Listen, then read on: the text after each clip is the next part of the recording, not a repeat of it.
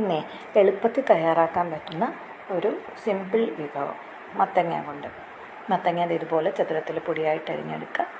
മത്തങ്ങയുടെ തോലൊന്നും കളയേണ്ട ആവശ്യമില്ല. ഇത് ചപ്പാത്തിയുടെ കൂടെയും ചോറിൻ്റെ കൂടെയൊക്കെ ചൂടോടെ കഴിക്കാൻ നല്ല ടേസ്റ്റാണ് കേട്ടോ. അവരവരുടെ എരിവിന് ആവശ്യമുള്ള പച്ചമുളക്, ഒരു പിടി കറിവേപ്പില. പാൻ ചൂടാകുമ്പോൾ 2 സ്പൂൺ വെളിച്ചെണ്ണ ഒഴിച്ച് കൊടുക്കുക. കുറച്ച് കടുക് പൊട്ടിയതിന് ശേഷം പച്ചമുളകും കറിവേപ്പിലയും ചേർത്ത് വഴറ്റുക.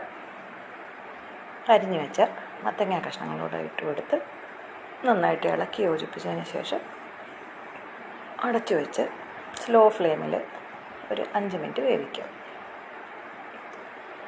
ഇഞ്ചി മത്തങ്ങയാണ്, അതൊന്ന് പെട്ടെന്ന് വെന്ത് കിട്ടും. ആവശ്യത്തിനുള്ള ഉപ്പ് കൂടെ ചേർത്ത് വീണ്ടും ഇളക്കി യോജിപ്പിച്ച് ഒരു 5 മിനിറ്റ് കൂടെ വയ്ക്കുക. കഷ്ണങ്ങളൊക്കെ നന്നായിട്ട് വെന്തിട്ടുണ്ട്.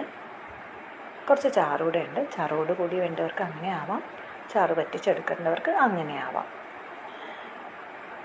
കുറച്ച് നല്ല അളവിൽ കായപ്പൊടിയും 2 സ്പൂണ് വെളിച്ചെണ്ണയും കൂടെ ചേർത്ത് ഇളക്കി യോജിപ്പിച്ച് വാങ്ങുക. അങ്ങനെ മത്തങ്ങ സ്റ്റർ ഫ്രൈ എന്നോ മത്തങ്ങ വഴറ്റിയെന്നോ എന്ത് വേണമെങ്കിലും വിളിക്കാം. സിമ്പിൾ മത്തങ്ങ കറി റെഡി. ഇതിനെ ഞങ്ങൾ കൊങ്കണിയിൽ ഉക്കരി എന്നാണ് പറയുക. കുറച്ച് തേങ്ങ ചെറിയത് കൂടെ ചേർത്ത് കൊടുക്കാം. കുട്ടികൾക്കൊക്കെ നന്നായിട്ട് ഇഷ്ടപ്പെടും. വെറൈറ്റി ആയിട്ട് എല്ലാവരും ഒന്ന് ട്രൈ ചെയ്യും.